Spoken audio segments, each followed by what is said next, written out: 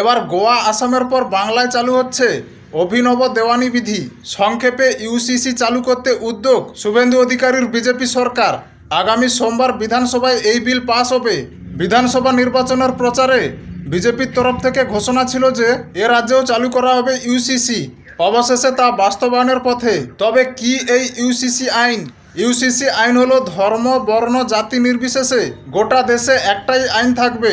একটাই আইন মেনে বিয়ে, ডিভোর্স, দত্তক এবং সম্পত্তির উত্তরাধিকার থাকবে। বর্তমানে আলাদা আলাদা ধর্মের জন্য আলাদা আলাদা আইন রয়েছে দেশে। যেমন 1955 সালে তৈরি হিন্দু ম্যারেজ অ্যাক্ট, 1956 সালে তৈরি হিন্দু উত্তরাধিকার অ্যাক্ট, 1937 সালে তৈরি মুসলিম পার্সোনাল ল।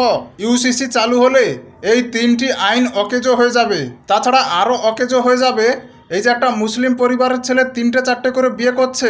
এই বিল চালু হলে কিন্তু একটার বেশি 2-3টে বিয়ে করা যাবে না।